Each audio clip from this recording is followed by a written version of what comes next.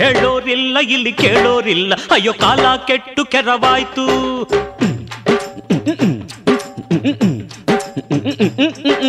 ಹೇಳೋರಿಲ್ಲ ಇಲ್ಲಿ ಕೇಳೋರಿಲ್ಲ, ಅಯ್ಯೋ ಕಾಲ ಕೆಟ್ಟು ಕೆರವಾಯ್ತು.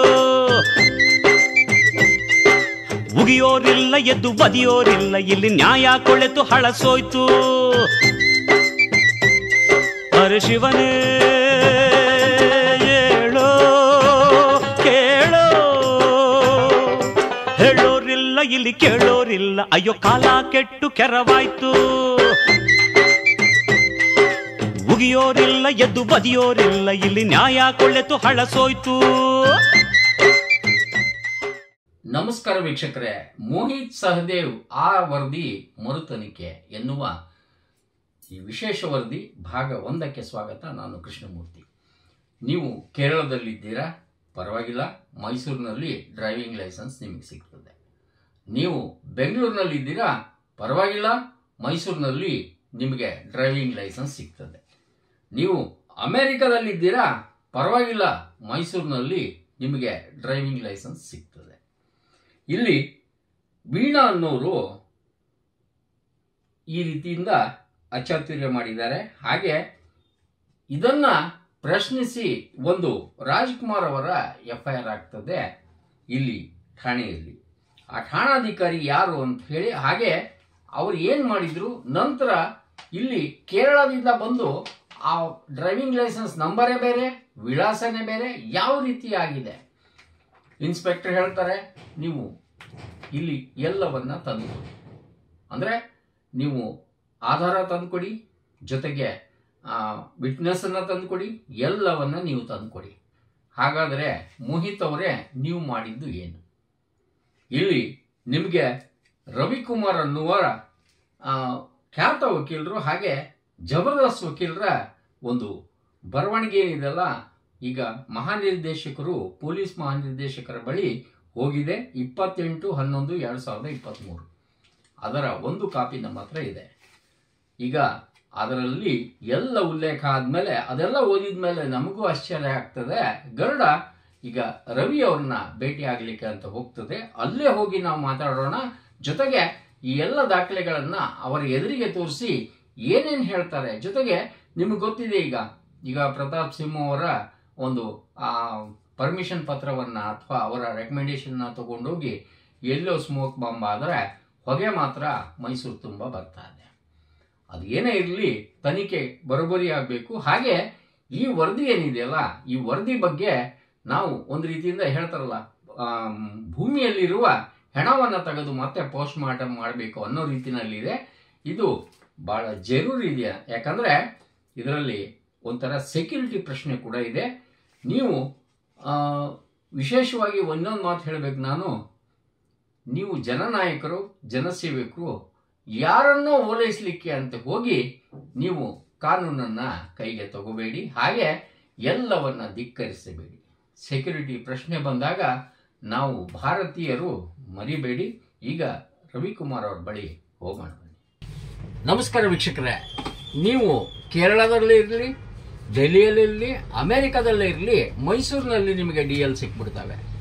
ಇಲ್ಲಿ ವಿಶೇಷವಾಗಿ ವೀಣಾ ಅಂತ ಹೇಳಿ, ಅಂದರೆ ವೀಣೆನ ಹಿಡ್ಕೊಂಡ್ರೆ ಹಂಗಿಲ್ಲ, ಆದರೆ ಕಂಪ್ಯೂಟರ್ನ ಹಿಡ್ಕೊಂಡು ಏನು ಬೇಕಾದರೂ ಮಾಡಿಕೊಡ್ತಾರೆ ಅನ್ನೋ ಅರ್ಥದಲ್ಲಿ ಈ ಮೈಸೂರು ನಗರದಲ್ಲಿ ಏನು ಬೇಕಾದರೂ ಆಗ್ತದೆ. ಇವಾಗ ಒಂದು ಪ್ರಶ್ನೆ, ಹೌ ಸೇಫ್ ಈಸ್ ಮೈಸೂರು?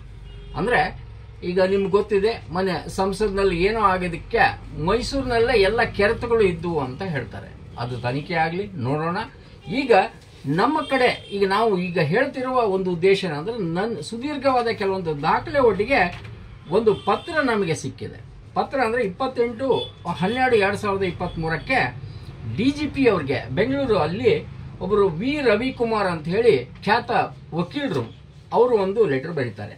ವಿಶೇಷವಾಗಿ ಮೈಸೂರು ನಗರ ಲಕ್ಷ್ಮೀಪುರಂ ಪೊಲೀಸ್ ಠಾಣೆ ಒಂದು ಕೇಸನ್ನು ಅವರು FIR ನಂಬರ್ನ ಉಲ್ಲೇಖ ಮಾಡಿ, ಅಲ್ಲಿ ನಿಮಗೆ ಇಷ್ಟ ಬಂದಂಗೆ BC ಏನು ಬೇಕಾದ್ರೆ ಹಾಕ್ತಿರಲ್ಲ. C ರಿಪೋರ್ಟ್ ಅಂದರೆ ಏನು, ಅವ್ರ ಜೊತೆನೇ ನೀವು ಫೋಟೋ ತೆಗೆಸ್ಕೊಂತೀರಿ. ಹಾಗೆ ಏನೂ ಆಗಿಲ್ಲ ಅನ್ನೋ ರೀತಿಯಲ್ಲಿ ಯಾಕೆ ಆಗ್ತದೆ. DLಗಳು ಅಂತ ಕೊಟ್ಟಿದ್ದಾರೆ, ಡ್ರೈವಿಂಗ್ ಲೈಸೆನ್ಸ್ಗಳು. ಇಲ್ಲಿ ಮುಖ ಯಾರ್ದು, ಅಡ್ರೆಸ್ ಯಾರ್ದು, ಹಾಗೆ ಹೇಳ್ತಾರಲ್ಲ ನೀವು ಕೇಳ್ಬೋದು ಇಮಾಮ್ ಸಾಬ್ಗೆ ಗೋಕುಲಾಷ್ಟಮಿಗೆ ಏನ್ ಸಂಬಂಧ ಅಂತೇಳಿ.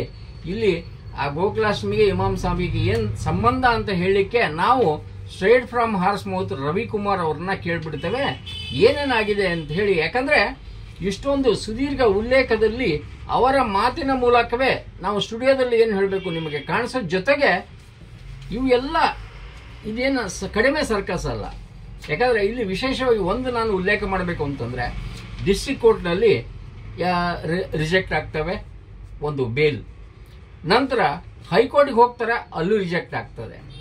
ಆ ಬೇಲ್ ರಿಜೆಕ್ಟ್ ಆಗಲಿಕ್ಕೆ ಒಂದು ತನಿಖಾಧಿಕಾರಿ ಏನ್ ಮಾಡ್ತಾರೆ ಅಬ್ಜೆಕ್ಷನ್ ಅಂತ ಹಾಕ್ತಾರೆ. ಯೂಶುವಲಿ ಅಬ್ಜೆಕ್ಷನ್ ಹಾಕಿದಾಗ ಅದು ರಿಜೆಕ್ಟ್ ಆಗ್ತದೆ. ಬಹಳ ಸೂಕ್ತವಾಗಿ ಅದ್ಭುತವಾಗಿ ಇಲ್ಲಿ ರಿಜೆಕ್ಟ್ ಮಾಡುವಾಗ ಒಂದು ರೀಸನ್ ಕೊಡ್ತಾರೆ, ಯಾವ ಕಾರಣಕ್ಕೆ ಈ ಬೇಲನ್ನು ರಿಜೆಕ್ಟ್ ಮಾಡ್ತಾ ಇದೀವಿ ಅಂತೇಳಿ. ಅದು ಆದ್ಮೇಲೆ ವಿಶೇಷ ಹಾಗೆ ವಿಚಿತ್ರ ಅಂದ್ರೆ ಯಾರ್ದು ಬೇಲ್ ರಿಜೆಕ್ಟ್ ಆಗಿರ್ತದಲ್ಲ ಅವರು ಅಲ್ಲಿ ವಿಟ್ನೆಸ್ ಇದರಲ್ಲೇ ಬರ್ತಾರೆ, ಅಂದ್ರೆ ಸರ್ಕಾರಿ ವಿಟ್ನೆಸ್ ಲೆಕ್ಕದಲ್ಲೇ ತಗೊಂಡ್ಬಿಡ್ತಾರೆ. RTO ಅವ್ರಿಗೆ ಈ ರೀತಿ ಓಲೈಕೆ ಮಾಡಲಿಕ್ಕೆ ಕಾರಣ ಏನು ಅಂದ್ರೆ ನಿಮಗೆ ಆಶ್ಚರ್ಯ ಆಗ್ತದೆ. ಇಲ್ಲಿ ನಾವು ಆರಿಸಿ ಏನು ಕಳಿಸ್ತೀವಲ್ಲ ಘಟಾನುಘಟಿಗಳು, ಹಾಗೆ ಈಗ ಮಾಜಿ ಸರಿ ಅವರ ಜೊತೆಗೆ ಈಗ ಯಾರ ಮೇಲೆ FIR ಆಗಿರ್ತದಲ್ಲ ಅವರು ಒಂದು ಬುಕ್ಕೆ ಕೊಡ್ತಾರೆ, ಹಲ್ಲು ಕಿಸಿತಾರೆ, 32 ತೋರಿಸ್ತಾರೆ, ಎಲ್ಲರನ್ನ 111 ಅಂತ ಹೇಳ್ತಾರಲ್ಲ 3 ನಾಮ ಹಾಕಿ. ಯಾಕಂದ್ರೆ ಯಾರು ತನಿಖೆ ಮಾಡಬೇಕು ಅವ್ರಿಗೆ ಅವರು ಬಿಡೆನಲ್ಲಿ ಬಂದ್ಬಿಟ್ರೆ ನಮ್ಮ ಈಗ ಉತ್ತರ ಕರ್ನಾಟಕದಲ್ಲಿ ಹೇಳ್ತಾರಲ್ಲ ಬಿಡೆಗೆ ಬಸರಾಗಿ ಹಡಿಲಾರ ಸತ್ರ ಅಂತ ಹೇಳಿ ಹಂಗಾಗ್ತದೆ. ಯಾಕಂದ್ರೆ ಕೆಲವೊಂದು ಇಲ್ಲಿ ಮೈಸೂರಿನಲ್ಲಿ ಹೇಳ್ತಾರಲ್ಲ ವರ್ಕ್ ಮಾಡ್ಲಿಕ್ಕೂ ಕೊಡೋದಿಲ್ಲ, ಬಿಡೆಗೆ ಬಿದ್ದು ಬಸರಾಗುವ ಕೆಲವೊಂದು ಸಿಚುವೇಶನ್ಗಳು ಬಂದ್ಬಿಡ್ತವೆ. ಎಲ್ಲವನ್ನ ನಿಮಗೆ ತೋರಿಸ್ಬೇಕು ಅಂದ್ರೆ ಈಗ ನಾವು ರವಿಕುಮಾರ್ ಅವ್ರನ್ನ ಮಾತಾಡಿಸಿ ಅವರು ತೋರಿಸುವ ದಾಖಲೆ ಕೇಳಿದಾಗ ಮಾತ್ರ ನಿಮಗೆ ದಂಗಾಗಿ ಹೋಗ್ತೀರಿ. ಜೊತೆಗೆ ಇದು ಭಾಗ 1 ಅಂತ ಹೇಳ್ತಾನೆ, ಇದು ರೀಓಪನ್ ಆಗಬೇಕು, ಇಲ್ಲಾಂದ್ರೆ ಗರುಡ ಬಿಡೋದಿಲ್ಲ, ಯಾರ ಮೇಲೆ ಹಾರಾಡಬೇಕು ಖಂಡಿತ ಹಾರಾಡ್ತದೆ. ಇವಾಗ ರವಿಕುಮಾರ್ ಅವ್ರನ್ನ ಮಾತನಾಡ್ಸೋಣ ಬನ್ನಿ.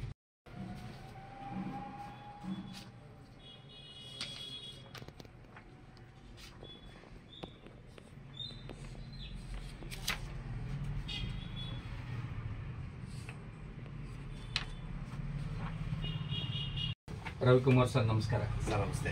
ಜಗತ್ತಿನ ಹೇಳ್ತಾರಲ್ಲ ಎಷ್ಟೋ ವಂಡರ್ಸ್ ನಲ್ಲಿ ಮೈಸೂರಿನಲ್ಲಿ ಸಿಕ್ಕಾಪಟ್ಟೆ ವಂಡರ್ಸ್ ಆಗ್ತವೆ.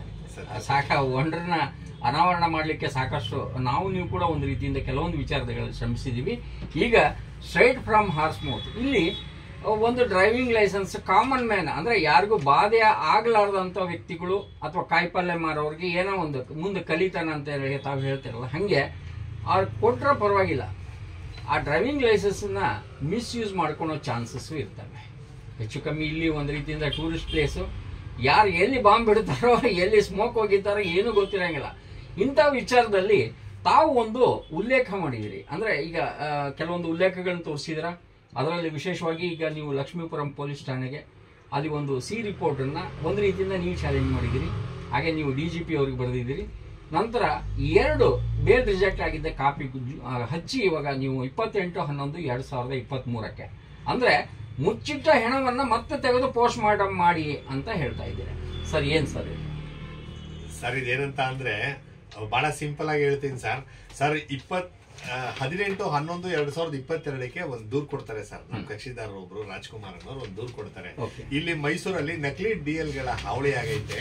ಈ ನಕಲಿ DL ಗಳಲ್ಲಿ ಯಾರು ವ್ಯಕ್ತಿಗಳು ಕಾಣಿಸ್ತಾರೆ ಅವ್ರು ಯಾರೋ ಕೇರಳದವರು, ಅವ್ರು ಇಲ್ಲಿ ಮೈಸೂರಿನವ್ರಲ್ಲ, ಕೇರಳದವರು ಟೆರರಿಸ್ಟ್ ಗಳಿಗೆಲ್ಲಾನು ಇಲ್ಲಿ DL ಕೊಡ್ತಾವ್ರೆ. ಸ್ವಾಮಿ ಇದನ್ನ ನೀವು ಪತ್ತೆ ಹಚ್ಚಿ ಇವ್ರ ಮೇಲೆಲ್ಲ ಕ್ರಮ ತಗೊಳ್ಳಿ ಅಂತೇಳಿ ಒಂದು ದೂರು ಕೊಡ್ತಾರೆ. ಈ ದೂರು ಸರ್ ಇವ್ರು ಕೊಟ್ಟ 15 ದಿನ ಆದ್ಮೇಲೆ 18/11 ದೂರು ಕೊಡ್ತಾರೆ. 29/11 15 ದಿನ ಆದ್ಮೇಲೆ ಒಂದು ಫಾರ್ಮಲ್ ಆಗಿ ಒಂದು FIR ಮಾಡ್ತಾರೆ. FIR ಮಾಡಿದ ತಕ್ಷಣನೇ ಸರ್ ಈ ಆರೋಪಿಗಳು ಯಾರಿರ್ತಾರೆ, ಈ ವೀಣಾ ಡ್ರೈವಿಂಗ್ ಸ್ಕೂಲ್ ಅಂತ ಏನ್ ನಡೆಸ್ತಿರ್ತಾರೆ ಅವರು, RTOದವರು, ಇವರೆಲ್ಲರೂ ಡಿಸ್ಟ್ರಿಕ್ಟ್ ಕೋರ್ಟ್ಗೆ ಬೇಲ್ಗೆ ಅರ್ಜಿ ಹಾಕ್ತಾರೆ. ಬೇಲ್ಗೆ ಅರ್ಜಿ ಹಾಕಿದಾಗ ಡಿಸ್ಟ್ರಿಕ್ಟ್ ಕೋರ್ಟ್ ನೋಡ್ರಿ ಇದು ನಿಮ್ಗೆ ಬೇಲ್ ಕೊಡಬಹುದಂತಹ ಕೇಸ್ ಅಲ್ಲ, ಇದು ಗಂಭೀರವಾದ ಪ್ರಕರಣ, ಇವ್ರನ್ನ ನೀವು ದಸ್ತಗಿರಿ ಮಾಡಿ ಇವ್ರ ಕಸ್ಟಡಿಯಲ್ಲಿ ನೀವು ಇಂಟ್ರಾಗೇಷನ್ ಮಾಡ್ಬೇಕಂತೇಳಿ ಡಿಸ್ಟ್ರಿಕ್ಟ್ ಕೋರ್ಟ್ ಇವ್ರಿಗೆ ಬೇಲ್ ರಿಜೆಕ್ಟ್ ಮಾಡ್ತದೆ. ಮತ್ತೆ ಇವ್ರು ಹೈಕೋರ್ಟ್ ಹೋಗ್ತಾರೆ, ಹೈಕೋರ್ಟ್ ಅಲ್ಲೂ ಸಹ ಇವ್ರದ್ದು ಬೇಲ್ ರಿಜೆಕ್ಟ್ ಮಾಡ್ತಾರೆ. ಇವ್ರ ಆರೋಪಿಗಳು ಈವರೆಗೂ ತಲೆಮರೆಸ್ಕೊಂಡಿರ್ತಾರೆ. ಈ ಮಧ್ಯದಲ್ಲಿ ಸರ್ ಆರೋಪಿಗಳಿಗೆ ಸಹಕಾರ ಮಾಡ್ಲೇಬೇಕು ಅಂತೇಳಿ ಪಣ ತೊಟ್ಟಿರಂತಹ ನಮ್ಮ ಪೊಲೀಸ್ನವರು ಇವರು ಸ್ಕಾಟ್ಲ್ಯಾಂಡ್ ಯಾರ್ಡ್ ಅಂತ ಇದೆ ಸರ್, ಪೊಲೀಸ್ ಟ್ರೈನಿಂಗ್ ಇನ್ಸ್ಟಿಟ್ಯೂಟ್, ಅಲ್ಲೇ ಟ್ರೈನಿಂಗ್ ತಗೊಂಡಿರೋರು ಇವರೆಲ್ಲ ಬಹಳ ಉನ್ನತಾಧಿಕಾರಿಗಳು. ಡಿಎಲ್ಗಳು ಇವ್ರಿಗೆ ಹೆಂಗಾರು ಮಾಡಿ ಸಹಾಯ ಮಾಡ್ಲೇಬೇಕಂತೇಳಿ ಈ ಪ್ರಕರಣನ ಸಿವಿ ರಿಪೋರ್ಟ್ ಹಾಕ್ತಾರೆ. ಆರೋಪಿಗಳು ಪತ್ತೆನೇ ಮಾಡಕ್ಕಾಗ್ಲಿಲ್ಲ ನಾವು ಅಂತ ಹೇಳ್ತಾರೆ. ಇದ್ರದ್ದು ತನಿಖಾಧಿಕಾರಿ ಸರ್ ಯಾರೋ ಏನ್ ಅವ್ರ ಹೆಸರು ಯಾರೋ ಮೋಹಿತ್ ಸಹದೇವ ಅಂತೆ. ಈ ಮೋಹಿತ್ ಸಹದೇವ ಅನ್ನೋ ತನಿಖಾಧಿಕಾರಿಗಳು ಇವರು ಏನಂತ ಆಗ್ತಾರಂದ್ರೆ ಸಿ ರಿಪೋರ್ಟ್ ಅಲ್ಲಿ ಇವ್ರಿಗೆ ಡಿಸ್ಟ್ರಿಕ್ಟ್ ಕೋರ್ಟ್ ಮತ್ತೆ ಕರ್ನಾಟಕ ಹೈಕೋರ್ಟ್ ಅಲ್ಲಿ ಬೇಲ್ ರಿಜೆಕ್ಟ್ ಆಗಿದ್ರು ಸಹ ಇವ್ರನ್ನ ಯಾವುದೇ ರೀತಿ ದಸ್ತಗಿರಿ ಮಾಡಲ್ಲ, ಇವ್ರನ್ನ ಏನು ಕನ್ಫೆಷನ್ ಸ್ಟೇಟ್ಮೆಂಟ್ ತಗೊಳಲ್ಲ. ಇವರು ನಾವೇನು ಈ ಡಿಎಲ್ಗಳು ಮತ್ತೊಂದು ದಾಖಲೆಗಳು ಕೊಟ್ಟಿರ್ತೀವಿ ಅದ್ರ ಬಗ್ಗೆ ವಿಚಾರಣೆನೂ ಮಾಡಲ್ಲ, ಏನು ಮಾಡಲ್ಲ. ಫಿರ್ಯಾದಿರವರು ನಕಲಿ ಡಿಎಲ್ಗಳನ್ನು ಅಸಲಿ ಡಿಎಲ್ಗಳೆಂದು ಮಾಡುತ್ತಿರುವ ದಂಧೆಯ ಬಗ್ಗೆ ಸ್ಪಷ್ಟವಾಗಿ ಮಾಹಿತಿ ನೀಡುತ್ತಿಲ್ಲ. ಫಿರ್ಯಾದಿ ಮಾಹಿತಿ ನೀಡುತ್ತಿಲ್ವಂತೆ, ಅದಕ್ಕೆ ಸಿ ರಿಪೋರ್ಟ್ ಆಗ್ತಾರಂತೆ. ಏನೋ ಸಿವಿಲ್ ಕೇಸ್ಗಳಲ್ಲಿ ಬರ್ದಂಗೆ ಬರೀತಾರೆ. ಆಮೇಲೆ ಸರ್ ಸದರಿ ನಕಲಿ ಡಿಎಲ್ಗಳನ್ನು ಯಾರೋ ಬೇರೆಯವರು ಮಾಡಿರಬಹುದು. ಸದರಿ ನಕಲಿ ಡಿಎಲ್ಗಳನ್ನು ಮಾಡಿಕೊಡುತ್ತಿರುವ ಆರೋಪಿಗಳು ಯಾರೆಂದು ಪತ್ತೆ ಆಗಿರುವುದಿಲ್ಲ ಅಂತೇಳಿ ಸಿ ರಿಪೋರ್ಟ್ ಆಗ್ತಾರೆ ಸರ್. ಸರ್ ಈಗ ತನಿಖಾ ಸ್ಟೇಜ್ನಲ್ಲಿ ಈಗ ನಾನು ಪ್ರವೀಣ್ ಸೂದವರು ಒಂದು ನಾನು ಪತ್ರಿಕೆಯಲ್ಲಿ ನೋಡಿದ್ದೆ, ನಾವು ಅದನ್ನು ನಮ್ಮ ಹತ್ರ ಒಂದು ಕಾಪಿನೂ ಇತ್ತು. ಈಗ ಶೋ ಮಾಡಬೇಡಿ ಅಂದ್ರೆ ಒಂದು ತಮ್ಮ ಡಿಪಾರ್ಟ್ಮೆಂಟ್ನವ್ರಿಗೆ ಹೇಳಿದ್ದು ಬುಕ್ಕೆ ತಗೊಳೋದು ಇನ್ನೊಂದು ಮಾಡೋದು ಅದು ಸರಿಯಲ್ಲ ಅಂತ ಕೂಡ ಹೇಳಿದ್ದು. ಹೌದಾ? ತಾವು ಕೂಡ ನೋಡಿದ್ವಿ. ಇಲ್ಲಿ ತನಿಖಾ ಸ್ಟೇಜ್ನಲ್ಲೇ ಈ ನಮ್ಮ ಜನನಾಯಕರು ಸೋಕಾಳ್ ಸೇವಕರಂತೇಳಿ ಆಮೇಲೆ ನಾಯಕರಾಗ್ತಾರೆ. ಅವರ ಜೊತೆಗೆ ಯಾರ್ಯಾರು ಉಲ್ಲೇಖ ಇದ್ದಾರಲ್ಲ ಎಲ್ಲರೂ ಒಂದೇ ಫ್ರೇಮ್ ನಲ್ಲಿ ಕಾಣ್ತಾರೆ. ಇದೆ ಅಂತ ಸರ್ ನೋಡಿ ಆ ಫೋಟೋ ನಿಮಗೆ ತೋರಿಸ್ತೀನಿ. ಇದೆಯಾ ನಿಮ್ಮ ಹತ್ರ ಸರ್? ಇದೇನೇ. ಏನಕ್ಕೆ ಈ ಕೇಸ್ ಹಳ್ಳ ಹಿಡಿತು ಅಂತ ಅಂದ್ರೆ ಸರ್, ಇವರು ತನಿಖಾಧಿಕಾರಿಗಳು ಸರ್, ಇವರು ಆರೋಪಿಗಳು ಸರ್, ಇವರು XMLA ಸರ್. ಈ ತನಿಖೆ ಹಳ್ಳ ಹಿಡಿಯೋದಕ್ಕೆ ಇವ್ರುಗಳೇ ಕಾರಣ ಸರ್. ಈ ರೀತಿ ತನಿಖಾಧಿಕಾರಿ ಆರೋಪಿಗಳ ಜೊತೆಗೆ ಹಿಂಗೆಲ್ಲ ಹೂ ಬೊಕ್ಕೆ ಇಸ್ಕೊಳ್ಳೋದು, 32 ಹಲ್ಲು ತೋರಿಸೋಂಥದ್ದು, ಈ ರೀತಿ ಫೋಟೋ ತೆಗೆಸ್ಕೊಳ್ಳೋಂಥದ್ದು. ಇವ್ರಿಗೆ ಹೈಕೋರ್ಟ್ ಅಲ್ಲಿ ಮತ್ತೆ ಡಿಸ್ಟ್ರಿಕ್ಟ್ ಕೋರ್ಟ್ ಅಲ್ಲಿ ಬೇಲ್ ರಿಜೆಕ್ಟ್ ಆಗಿದ್ರು ಸಹ ಅವ್ರನ್ನ ದಸ್ತಗಿರಿ ಮಾಡ್ದೇನೆ ಠಾಣೆಲ್ ಕುಣಿಸ್ಕೊಂಡು ಅವ್ರಿಗೆ ಚಹಾ ಬಿಸ್ಕೆಟ್ ಕೊಡೋ ಅಂಥದ್ದು, ಈ ರೀತಿ ಎಲ್ಲ ಕೆಲಸ ಮಾಡ್ತಾರೆ. ಈ ತರ ಅನ್ಫಿಟ್ ಪೊಲೀಸ್ ಆಫೀಸರ್ಗಳಿಂದ ಈ ಗಂಭೀರವಾದ ಪ್ರಕರಣಗಳೆಲ್ಲ ಹಳ್ಳ ಹಿಡಿತಿದ್ದಾವೆ. ಇದ್ರ ಬಗ್ಗೆ ಮರು ತನಿಖೆ ಮಾಡಿ ಸ್ವಾಮಿ. ಈ ಆರೋಪಿಗಳನ್ನೇ ಕೆಲವು ಕಡೆ ಪ್ರಾಸಿಕ್ಯೂಷನ್ ವಿಟ್ನೆಸ್ ಅಂತ ತೋರಿಸೋದು, ಆರೋಪಿಗಳು ತಲೆ ಮರೆಸ್ಕೊಂಡವ್ರೆ ಅಂತ ಹೇಳ್ಬಿಟ್ಟು ಸ್ಟೇಷನ್ ಕುಣಿಸ್ಕೊಂಡು ಮಾತಾಡೋದು, ಒಂದ್ ಕಡೆ ಕೋರ್ಟ್ ಅಲ್ಲಿ ಇವ್ರ ಮೇಲೆ ಇವ್ರಿಗೆ ಬೇಲ್ ಕೊಡಬೇಡಿ ಅಂತ ಅಬ್ಜೆಕ್ಷನ್ ಹಾಕೋದು, ಇನ್ನೊಂದ್ ಕಡೆ ಈ ರೀತಿ ಎಲ್ಲ ಸಿ ರಿಪೋರ್ಟ್ ಹಾಕೋದು. They are playing fraud on this government. ಮತ್ತೆ ಈ ಕೇಸ್ ವಿರುದ್ಧ ಇವರೇ ತನಿಖಾಧಿಕಾರಿಗಳನ್ನೇ ಮೋಸ ಮಾಡ್ತಾವ್ರೆ. ಇವ್ರ ವಿರುದ್ಧನೂ ಕ್ರಮ ತಗೊಳ್ಳೋದ್ರ ಜೊತೆಗೆ ಈ ಕೇಸ್ ನ ಮತ್ತೆ ಮರು ತನಿಖೆಗೆ ಆದೇಶ ಮಾಡಿ ಅಂತೇಳಿ ನಾವು DGPಗೆ ಕಂಪ್ಲೇಂಟ್ ಕೊಟ್ಟಿರೋದು. ಹೌದು ಸರ್, ಹೌದು. ಸೋಮಶೇಖರ್ ಅವರು ಈಗ ಇವರು ನಮ್ಮ ಆರೋಪಿ, ಡ್ರೈವಿಂಗ್ ಆರೋಪಿ, ಸೊ ಬ್ರೋಕರ್ ಸರ್. ಸೊ ಇವರು ಅಕ್ಯೂಸ್ಡ್ ಇದ್ದಾರೆ. ಈ ತನಿಖಾ ಸ್ಟೇಜ್ ನಲ್ಲೇ ಇವರು ತನಿಖಾಧಿಕಾರಿ ಜೊತೆಗೆ ಇವರು 32 ದಂತಪಂಕ್ತಿಗಳನ್ನ ತೋರಿಸ್ತಾ ಇದ್ದಾರೆ. ಹೌದು ಸರ್. ಇದು ಯಾರ್ದು ಆಫೀಸ್ ಸರ್?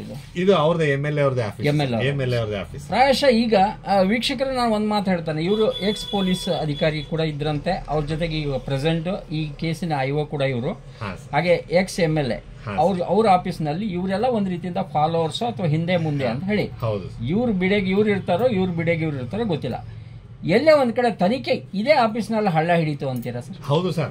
ಇದೇ ಆಫೀಸಲ್ಲಿ ಡೀಲಿಂಗ್ ಆಗಿರೋಂಥದ್ದು, ಇದೇ ಆಫೀಸಲ್ಲಿ ಡೀಲ್ ಕುದುರಿಸ್ಕೊಂಡು ಸಿ ರಿಪೋರ್ಟ್ ಹಾಕಿರೋಂಥದ್ದು. ಈಗ ಆರೋಪಿ ನ್ಯಾಯಾಲಯ ಹೈಕೋರ್ಟ್ ಆಫ್ ಕರ್ನಾಟಕ ಇವ್ರದ್ದು ಇಂಟ್ರಾಗೇಷನ್ ಮಸ್ಟ್ ಅಂಡ್ ನೆಸೆಸರಿ ಅಂತ ಒಪಿನಿಯನ್ ಕೊಟ್ಟ ಮೇಲೂ ಸಹ ಆಕೆನ ಅರೆಸ್ಟ್ ಮಾಡದೇನೆ, ಆಕೆ ಬಗ್ಗೆ ಏನು ಕೇಸ್ ಬಗ್ಗೆ ವಿಚಾರ ತಿಳ್ಕೊಳ್ದೇನೆ ಆಕೆ ಹೊರಗಡೆ ಹೋಗೋದಕ್ಕೆ ಅವಕಾಶ ಮಾಡಿಕೊಟ್ಟಿರೋಂಥದ್ದು ಇದು ಬಹಳ ದೊಡ್ಡ ಮೋಸ ಸರ್. ಇವ್ರ ಡಿಪಾರ್ಟ್ಮೆಂಟ್ ಅನ್ನ ತಿನ್ಕೊಂಡು ಡಿಪಾರ್ಟ್ಮೆಂಟ್ಗೆ ಮೋಸ ಬಗೆದಿರೋದು ಇದು ಗಂಭೀರವಾದ ಸ್ವರೂಪದ ಕ್ರಿಮಿನಲ್ ಪ್ರಕರಣ. ಇವ್ರ ಮೇಲೂ ಆಕ್ಷನ್ ತಗೊಳ್ಬೇಕು. ಇದರಲ್ಲೆಲ್ಲ ಇವರು ಇನ್ವಾಲ್ವ್ಮೆಂಟ್ ಇದೆ ಅಂತ ಹೇಳಿ. ರವಿ ಸರ್, ಈಗ ತಾವು ಅಡ್ವೊಕೇಟ್ ಇದ್ದೀರಿ, ದಿನ 108 ಕೇಸ್ ಅಂತ ನೋಡ್ತೀವಿ. ಒಬ್ಬ ಕಂಪ್ಲೇನೆಂಟ್ ಅಥವಾ ಈಗ ರಾಜ್ಕುಮಾರ್ ಈ ಕೇಸ್ನಲ್ಲಿ ನೀವೇ ಎಲ್ಲ ತಗೊಂಡು ಬಂದ್ಬಿಟ್ರೆ ತನಿಖಾಧಿಕಾರಿ ಮಾಡೋದು ಏನ್ ಸರ್? ಹೌದು ಸರ್. ಮೊಸರನ್ನ ಎಲ್ಲ ಕಲ್ಸ್ಕೊಂಡ್ ಬಂದ್ಬಿಡಿ, ನಾನ್ ತಿಂತೀನಿ ಅಂತಾನ ಅಥವಾ ಹೆಸರು ತಗೋತೀನಿ ಅಂತಾನ ಏನು? ಅಂದ್ರೆ ಕೆಲವೊಂದು ದಾಖಲೆಗಳು ಕೆಲವೊಂದು ಕಡೆ ಸಿಗಲ್ಲ. ನೀವು ನಿಮಗೆ ಇರುವ ಒಂದು ಅಧಿಕಾರವನ್ನ ಉಪಯೋಗಿಸಿ ನೀವು ಅವ್ರ ಕೂಟಿಗೆ ಅಂದ್ರೆ ಈಗ ಅಲ್ಲಿ ಹೋಗಿ ಭೇಟಿಯಾಗಿ ಎಲ್ಲ ಮಾಡಿ ನೀವೇ ಮಾಡಬೇಕಾಗಿದ್ದು. ಅದಕ್ಕೆ ಠಾಣೆ ಅಂತ ಇರ್ತದೆ, ಅದಕ್ಕೆ ನಿಮ್ಮ ಇನ್ವೆಸ್ಟಿಗೇಷನ್ ಅಂತ ಇರ್ತದೆ. ಅಂದ್ರೆ ನೀವು ಇದರಲ್ಲಿ ಎಲ್ಲೋ ಒಂದ್ ಕಡೆ ತನಿಖಾಧಿಕಾರಿ ಹೆಸರಿಗಷ್ಟೇ ಏನು ಕೆಲಸ ಮಾಡಿಲ್ಲ. ಒಂದು ನೋಟಿಸ್ ಕೊಡ್ತಾರೆ ಅವ್ರಿಗೆ, ನೋಟಿಸ್ ಕೊಟ್ಟು ಎಲ್ಲವನ್ನ ನೀವೇ ತಗೊಂಡ್ಬನ್ನಿ, ನಾನ್ ಸೈನ್ ಮಾತ್ರ ಮಾಡ್ತೀನಿ ಅನ್ನೋ ಅರ್ಥದಲ್ಲಿ. ಹೌದಾ ಸರ್? ಅದು ಮಾಡಬಾರ್ದು ಒಬ್ರು IO. ವಿಶೇಷವಾಗಿ ತಾವು ಉಲ್ಲೇಖ ಮಾಡಿದ್ರಲ್ಲ, ಅದರಲ್ಲಿ ಹೀನಸ್ ಅಫೆನ್ಸ್ ಇದೆ, ಹಿಂಗ್ ಕೊಡಕ್ ಬರಲ್ಲ, ಅವ್ರನ್ನ ಕಸ್ಟಡಿ ತಗೊಂಡೇ ಇಂಟ್ರಾಗೇಟ್ ಮಾಡಿ ಅಂದ್ಮೇಲೆ ಕೂಡ ಇಲ್ಲಿ ಕೋರ್ಟಿನ ಆದೇಶವನ್ನ ಇವರೇ ಅಬ್ಜೆಕ್ಷನ್ ಹಾಕ್ತಾರೆ. ಅವ್ರನ್ನ ಇನ್ನೊಂದು ನನಗೆ ದುರಂತ ಇದರಲ್ಲಿ ನಾನು ನೋಡ್ತಾ ಇದ್ದೆ ತಮ್ಮ ಇದರಲ್ಲಿ ಕೆಲವೊಂದು RTO ಅವ್ರನ್ನ ಏನ್ ಮಾಡಿದಾರೆ ಸರ್, ಆರೋಪಿಯನ್ನ ಏನ್ ಮಾಡಿದ್ದಾರೆ? ಇದರಲ್ಲಿ RTO ಯಾರಿದ್ರು ಈ ಹಿಂದೆ, ಈ RTOಗೆ ಬೇಲ್ ರಿಜೆಕ್ಟ್ ಆಗಿರ್ತದೆ ಸರ್. ಭೀಮನಗೌಡ ಪಾಟೀಲ್ ಅಂತ ಹೇಳ್ಬಿಟ್ಟು RTO ಇರ್ತಾರೆ ಸರ್. ಸರ್ ಇದೆಲ್ಲ 2000 ಏನ್ ಈ ನಕಲಿ DL ಗಳನ್ನ ನೀವು ನೋಡ್ತಾ ಇದ್ದೀರಾ, ಇದೆಲ್ಲ 2018 ಮಾಡ್ಕೊಟ್ಟಿರೋದು ಅಂತ ದಾಖಲೆಗಳಿರುವಂತದ್ದು. ಫೋಟೋಗಳು ಅವ್ರದ್ದು, ಫೋಟೋಗಳೆಲ್ಲ ಬೇರೆ ಅವ್ರದ್ದು ಸರ್. ಇದು ಫೋಟೋಗಳು ಬೇರೆ, ಅಡ್ರೆಸ್ ಬೇರೆ, ಇದೆಲ್ಲ ಸರ್ ಇದೆಲ್ಲಾನು ಆ ಅಡ್ರೆಸ್ ಗಳಿಗೆ ಹೋಗ್ಬಿಟ್ರೇನೆ ಸಾಕು, ಈ ಕೇಸ್ ನ ಸಾರ್ವಜನಿಕರೇ ಪತ್ತೆ ಹಚ್ಚಬಹುದು. ಇದಕ್ಕೇನು ಪೊಲೀಸ್ ಅವರು ಅವ್ರ ಪವರ್ಸ್ ಬಳಸಬೇಕಾಗಿಲ್ಲ, ಸ್ಕಾಟ್ಲ್ಯಾಂಡ್ ತನಿಖೆ ಬೇಕಾಗಿಲ್ಲ, ಕಾಮನ್ ಸೆನ್ಸ್ ಮೈಸೂರದೇ ತನಿಖೆ ಆದ್ರೆ ಸಾಕು. ಲಕ್ಷ್ಮೀಪುರಂ ಸರ್ ಏನಿಲ್ಲೆಲ್ಲ ಇದೆ ಸರ್. ಇದೇನು ಯಾದವಗಿರಿ ಸಂಕಲ್ಪ ಅಪಾರ್ಟ್ಮೆಂಟ್ ಇಲ್ಲೆಲ್ಲ ಹೋಗ್ಬಿಟ್ರೆ ಸಾಕು ಸರ್. 14ನೇ ಮೇನು TK ಲೇಔಟ್ ಇವೆಲ್ಲ ಏನ್ ಪೊಲೀಸ್ ಅವರು ಹೋದ್ರೆ ಇಲ್ಲೇ ಗೊತ್ತಾಗ್ಬಿಡ್ತದೆ. ಇವ್ರು ಇಲ್ಲೆಲ್ಲೂ ಹೋಗಿಲ್ಲ, ಯಾವುದೇ ರೀತಿ ತನಿಖೆನೂ ಸಹ ಮಾಡಿಲ್ಲ ಸರ್. ಇದ್ರಲ್ಲಿ ಏನು DL ನ ನೀವು RTO ಬಗ್ಗೆ ಕೇಳಿದ್ರಿ, ಏನ್ ಈ DL ನ ನೋಡ್ತಿದ್ದೀರಾ ಸರ್, ಇದೆಲ್ಲ 2008 ಇಶ್ಯೂ ಮಾಡ್ದಂಗೆ, 2008 2018 ಇಶ್ಯೂ ಮಾಡ್ದಂಗೆ ಇರೋಂಥದ್ದು ಸರ್. ಸರ್ ಇದು ಇನ್ಫ್ಯಾಕ್ಟ್ ಸರ್ ಇವ್ರಿಗೆ ಬಂದಿರೋಂಥದ್ದು ಈ ದಾಖಲೆಗಳು 2/9/2022, 14/9/2022, 2018ಕ್ಕೆ DL ಕೊಟ್ಟ ಮೇಲೆ ಸರ್ 2022ಕ್ಕೆ RTO ಕಚೇರಿಗೆ ಹೆಂಗೆ ಇದ್ರದ್ದು ಕಾರ್ಡ್ಗಳು ಬರೋದಕ್ಕೆ ಸಾಧ್ಯ? ಇದರಲ್ಲಿ RTOದವ್ರದ್ದು ಕೈವಾಡ ಐತೆ. RTO ಅಧಿಕಾರಿ ಬೇಲ್ಗೆ ಅಂತ ಹೇಳ್ಬಿಟ್ಟು ಅರ್ಜಿ ಹಾಕಿರ್ತಾರೆ ಸರ್. ಬೇಲ್ಗೆ ಅರ್ಜಿ ಹಾಕಿದಾಗ ಡಿಸ್ಟ್ರಿಕ್ಟ್ ಕೋರ್ಟ್ ಈ ಕೇಸಲ್ಲಿ ನಿನಗೆ ಬೇಲ್ ಕೊಡಕ್ ಬರೋದಿಲ್ಲಪ್ಪ ಅಂತ ಹೇಳ್ಬಿಟ್ಟು ಬೇಲ್ ರಿಜೆಕ್ಟ್ ಮಾಡಿರೋಂಥದ್ದು. ಇದ್ರಲ್ಲಿ ತಾವು ಗಮನಿಸಬಹುದು ಸರ್. ಫಸ್ಟ್ ADJ ಸಾಹೇಬ್ರು ಮಾಡಿರೋದು 23 ಡಿಸೆಂಬರ್ 2022ರಲ್ಲಿ, ಕ್ರಿಮಿನಲ್ ಮಿಸ್ 25/36/2022ರಲ್ಲಿ. ಇದರಲ್ಲಿ ಸರ್ ಬೇಲ್ ಕ್ಲಿಯರ್ ಕಟ್ ಆಗಿ reject ಆಗಿರೋಂಥದ್ದು. The petition filed under so and so section 438 of CRPC hereby rejected ಅಂತ ಹೇಳಿ ಡಿಸ್ಮಿಸ್ ಮಾಡಿ ಇರುವಂತದ್ದು. ಈ ತರ ಆರೋಪಿಗೆ ಸರ್ ಇವ್ರು ಏನ್ ಮಾಡ್ತಾರಂತ ಅಂದ್ರೆ, ವಿಟ್ನೆಸ್ ನಂಬರ್ 14 ನೋಡ್ಬೋದು, prosecution witness Bhimanagouda Patil A3 ನಿಮ್ಗೆ ಡಿಸ್ಟ್ರಿಕ್ಟ್ ಕೋರ್ಟ್ ಹೈಕೋರ್ಟ್ ಅಲ್ಲಿ ಬೇಲ್ ರಿಜೆಕ್ಟ್ ಮಾಡಿಸ್ಕೊಂಡು ತಲೆ ಮರೆಸ್ಕೊಂಡಿರ್ತಾರೆ. ಇಂತ ಆರೋಪಿನ ಪ್ರಾಸಿಕ್ಯೂಷನ್ ವಿಟ್ನೆಸ್ ಅಂತ ಮಾಡ್ಬಿಟ್ಟು ರಿಪೋರ್ಟ್ ಹಾಕಿರೋಂಥದ್ದು. ಇದನ್ನೆಲ್ಲ ನಾವು ನ್ಯಾಯಾಲಯದಲ್ಲಿ ಚಾಲೆಂಜ್ ಮಾಡ್ತೀವಿ ಅಂತ ಅಂದ್ರೆ ನಮಗೂ ವರ್ಷಾನ್ಗಟ್ಲೆ ಬೇಕಾಯ್ತದೆ. ಚಾಲೆಂಜ್ ಮಾಡೋದಕ್ಕೆ ಕಂಪ್ಲೇಂಟ್ ಗಳು ಸಹಕಾರ ಕೊಡಲ್ಲ, ಮತ್ತೊಬ್ರು ಸಹಕಾರ ಕೊಡಲ್ಲ ಅಂತ ಹೇಳಿ ಈ ರೀತಿ ಸುಲಭ ಕೇಸ್ ಕ್ಲೋಸ್ ಮಾಡ್ತಾವ್ರೆ. ಈ ರೀತಿ ಇವರು ಇಂತಹ DL ಪಡ್ಕೊಂಡು ಇವರು ಬಾಂಬ್ ಎಸಗಂತ ಕೃತ್ಯದಲ್ಲಿ ಮತ್ತೊಂದು ದೇಶದ್ರೋಹ ಕೆಲಸಗಳು ಮಾಡ್ತಿದ್ದಾರೆ ಸರ್. ಸೊ ಇದನ್ನ ಗಂಭೀರವಾಗಿ ಪರಿಗಣಿಸಬೇಕು. ಈ ರೀತಿ ಅನ್ಫಿಟ್ ಇನ್ವೆಸ್ಟಿಗೇಷನ್ ಆಫೀಸರ್ಸ್ನೆಲ್ಲ ಡಿಪಾರ್ಟ್ಮೆಂಟ್ ಇಂದ ಕಿತ್ತೋಗಿಬೇಕು. ಮತ್ತೆ ಸಾರ್ವಜನಿಕರ ತೆರಿಗೆ ಹಣ ಇಂಥವ್ರಿಗೆ ಸಂಬಳ ಕೊಡೋದು ವೇಸ್ಟ್ ಅಂತ ಹೇಳ್ತಾ ಈ ಕೇಸ್ನ ರೀಓಪನ್ ಮಾಡ್ಬೇಕಂತ ಕೇಳ್ತಾರೆ. ವೀಕ್ಷಕರೇ, ಇಲ್ಲಿ ಒಂದು ಉಲ್ಲೇಖ ವಿಶೇಷವಾಗಿ ಈಗ ಯಾರು ಬುಕ್ಕಿಯನ್ನು ಎಕ್ಸ್ಚೇಂಜ್ ಮಾಡ್ತಾ ಇದ್ದಾರೆ, ಸೋಮಶೇಖರ್ ಅವ್ರಿಗೆ ನಾವೊಂದು ಮಾತು ಕೇಳಕ್ಕೆ ಇಷ್ಟಪಡ್ತೀನಿ ಸರ್. ಈಗ ನೀವು ದೇಶದ ಹಾಗೆ ನಿಮ್ಮ ಊರಿನ ಸೇಫ್ಟಿಯನ್ನ ಮೊದಲು ನೋಡ್ಕೊಳ್ಳಿ, ನಿಮ್ಮ ಜನರ ಸೇಫ್ಟಿಯನ್ನ ನೋಡಲಿಕ್ಕೆ ಹೋಗಬೇಡಿ. ಯಾಕಂದ್ರೆ ಇದು ನಾನು ನಿಮಗೆ ನೇರವಾಗಿ ಹೇಳ್ತೇನೆ, ಇವ್ರನ್ನ ಕರ್ಕೊಂಡ್ಬಂದು ಇಷ್ಟು ಬಿಡಿಯಲ್ಲಿ ನೀವು ಈ ರೀತಿ ಮಾಡುವ ಅವಶ್ಯಕತೆ ಏನಿತ್ತು ಅಂತ ಕೇಳ್ತೇನೆ. ಪ್ರಾಯಶಃ ನಿಮ್ಗೆ ಗೊತ್ತಿರ್ಲಿಕ್ಕಿಲ್ಲ ಅಂತ ಅನ್ಕೊಳ್ಳೋಣ. ಈ ಕೇಸ್ ಇದೆ, ಇದೆಲ್ಲ ಗೊತ್ತಿಲ್ಲ, ಹಂಗೆ ಕರೆಸಿದ್ದಾರೆ. ಇವರ ಉದ್ದೇಶ ಏನಿತ್ತು ಅಂತ ಕೂಡ ನಿಮಗೆ ಗೊತ್ತಿಲ್ಲ ಅನ್ಕೊಳ್ಳೋಣ. ಆದರೆ ಇವ್ರು ಯಾರು, ನಿಮ್ಮ ಆಫೀಸ್ನಲ್ಲಿ ಇವರೆಲ್ಲ ಯಾಕೆ ಗುಡ್ಡೆ ಹಾಕೊಂಡ್ರಿ ಅನ್ನೋದು ಮಾತ್ರ ಇದು ಯಕ್ಷ ಪ್ರಶ್ನೆ. ಇದಕ್ಕೆ ನೀವು ಕೂಡ ಉತ್ತರ ಕೊಡಬೇಕಾಗ್ತದೆ. ಭಾಗ 2ರಲ್ಲಿ ಖಂಡಿತ ನಿಮ್ಮ ಮುಂದೆ ಗರುಡ ಬರ್ತದೆ.